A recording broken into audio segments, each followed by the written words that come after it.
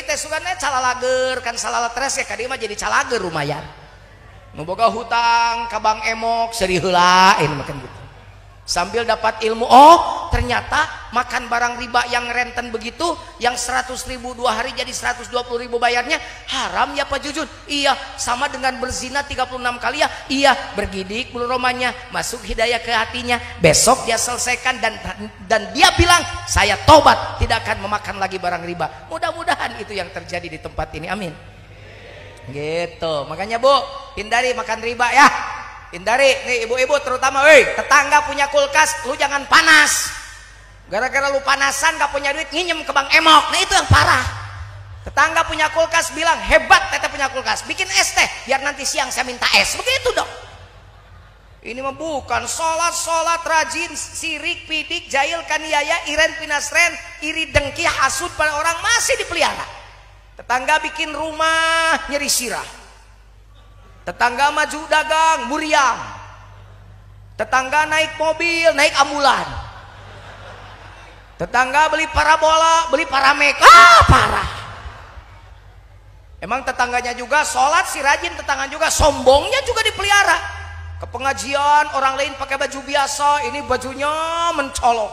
Orang lain tangannya biasa-biasain emas sampai ke sikut, jalannya juga begini. Berat sabelah pan emas nasa kilo. Make berlian sholawat jadi kieu-kieu tola al badru alaina min thaniyatil wada. Sombong.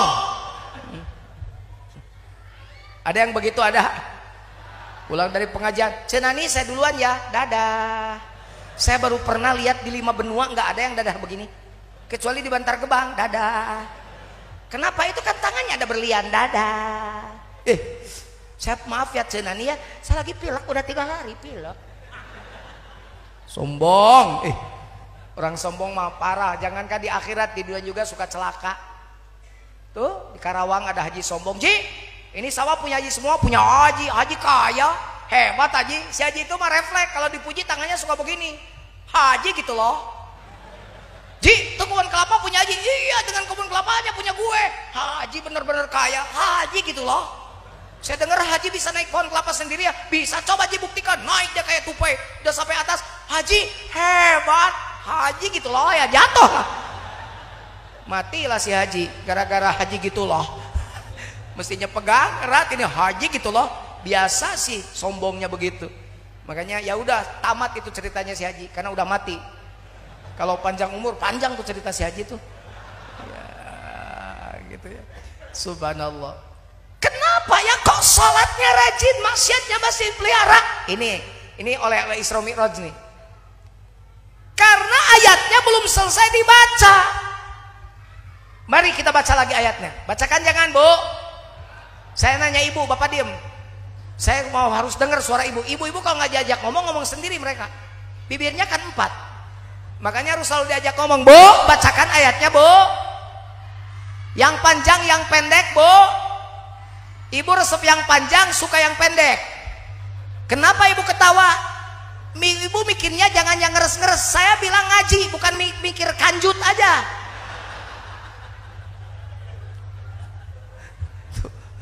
Saya bilang ngaji. Boleh gak baca ayatnya panjang Bu? Boleh. Ibu seneng yang panjang, seneng yang pendek. Ya gitu, yang panjang ngaji. Lain kanyut, saya mikirna kanyut, saya mikirna. Pak Jujun mah vulgar. Emang kenapa gitu? Emang bilang kanjut gak boleh? Ya Pak Jujun itu kan jorok. Siapa bilang jorok? Yang jorok mah otak maneh. Di Sunda mah kanjut nggak jorok, Pak Ramil. Tempat nyimpen duit saja namanya orang Sunda. Pak Ramil orang mana? Orang Solo. Saya kasih tahu ya biar tempat nyimpen duit di Sunda namanya kanjut kunang. Orang yang pemalu namanya kanjut natarang, eraan. Kalau orang yang penakut namanya kanjut napunuk. Itu bahasa Sunda. Nah, kalau laki-laki yang kerjanya kawin cerai, itu namanya hamur kanyut. Kalau ada orang sini pemuda pakai sarung kerja jalannya rada egang begini, itu namanya kanjut burut. Kalau ada ibu-ibu muntah-muntah habis nikah, muntah. Itu nama, kata orang Sunda namanya mabok kanyut. Ini gara-gara si ibu ketawa jadi karena kanyut aing ngomong gitu. Sudah. Utsluma uhiya ilaika minal kitabi wa aqimis shalah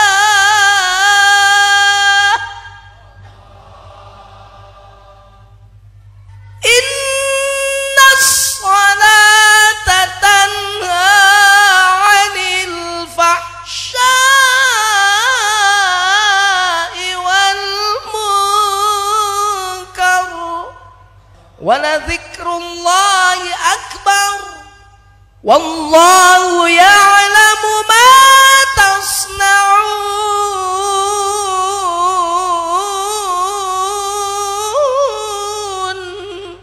Innas salata tanha 'anil fahsya'i wal munkar. Sesungguhnya salat itu mencegah perbuatan keji dan mungkar. Kenapa yang salat masih mungkar? Lanjutkan ayatnya. Wala dzikrullahi akbar, dan zikir kepada Allah dan mengingat Allah itu yang terbesar. Jadi yang mencegah perbuatan keji dan mungkarnya bukan gerakan badannya, bukan bacaan di mulutnya, tapi hati yang terus mengingat Allah. Makanya aqimis sholata li dzikri, kata Allah, dirikan sholat untuk mengingatku. Beres sholat, zikirnya jangan hilang. Anda nyopir jadi sopir angkot sambil zikir nyopirnya. Anda jualan di toko, jangan hilang zikirnya. Anda nyangkul sambil zikir. Anda jadi dan ramil sambil zikir. Jadi camat sambil zikir. Jadi tukang ngaji terus zikir hatinya. Karena kalau dagang sambil tidak zikir, dagangnya pasti bohong. Kalau nyangkul tidak zikir, batas-batas orang pasti dia embat. Kalau jadi pejabat tidak zikir, duit rakyat juga disikat. Kalau nyopir angkot tidak zikir, ugal-ugalan lupa keselamatan penumpang. Kalau lagi jualan tidak berzikir, maka jualannya disertai dengan kebohongan.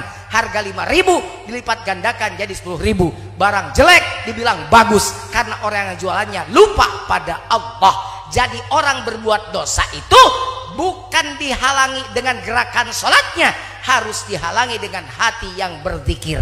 Oleh karenanya sholat ada dua macam. Ada sholat jasmani, ada sholat ruhani. Sholat jasmani, sholat yang ditentukan waktunya, kiblatnya ditentukan.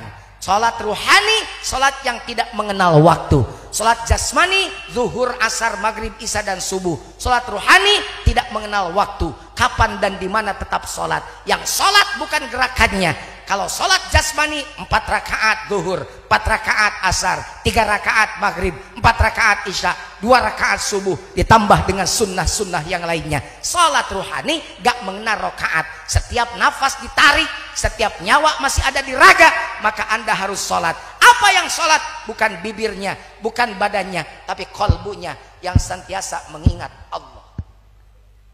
Itu jika orang sholat hatinya, ruhaninya terus sholat, siapa yang akan melakukan dosa? Karena Allahnya ditanam dalam hati kita. Kalau ada dalil, man akhiru qawlihi la ilaha, man akhiru kalamihi la ilaha, dakhala jannah. Untung bahasanya bukan qawlihi tapi kalamihi. Coba tanya ke kiai, apa beda qaul dengan kalam? Nanti takrifkan sendiri. Lihat bahasanya. Rasul tidak bersabda man akhiru qawlihi, tapi man akhiru kalamihi. Sebab kalau man akhiru qawlihi, orang bisu nggak bisa nyebut la ilaha illallah, kan pego sih eta mah.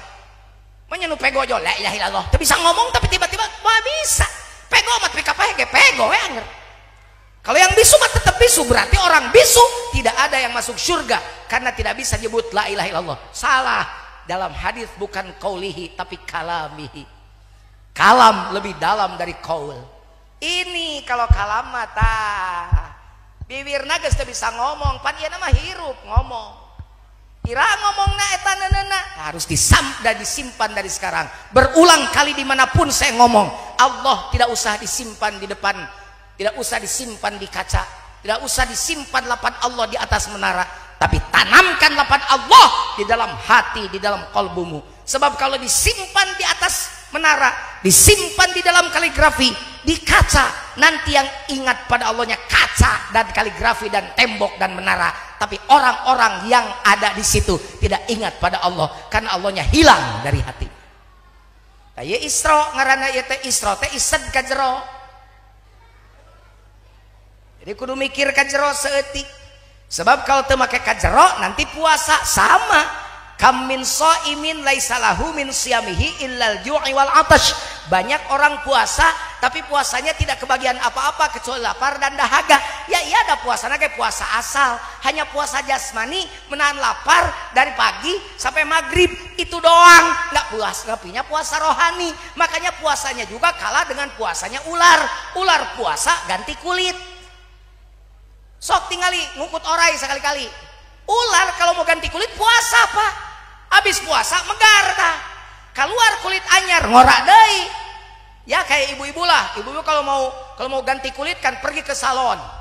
Di facial, di chemical, di peeling, di rejuve, cicing mangarti ini ieu nu gaol. Tapi tetap aja tetap ceijah. Ganti kulit doang, ular juga sama, puasa. Ganti kulit cuman tetap jadi ular saja. Jangan kalah sama ular. Ular saja puasa ganti kulit, apalagi ulat puasa jadi kupu-kupu. Coba bayang, ulat puasa jadi kepompong, dari kepompong keluar kupu-kupu. Terbang di atas sawah, bawa berita pada diriku. Setelah dia pergi, di mana rimbanya? Pada siapa aku harus mengadu? Berubah si ulat yang menjijikan menjadi binatang yang indah dipandang mata. Ulat, Bu, geuleuh teh kana hileud. Geuleuh, Bu. Geuleuh, komo buluan mah hileud nah. Tapi ulat kalau sudah berubah jadi kupu-kupu, ibu gila teh ningalina. Ibu geuleuh teh ningalina. Tidak indah karena sudah jadi kupu-kupu. Kenapa puasa kita kalah sama ular? Kenapa puasa kita kalah sama ular? Ular ganti kulit, orang Bantar Gebang ganti naon? Ganti baju aing gak nyaho. Menang meuli di pasar, menang meuli di Ramayana Bekasi.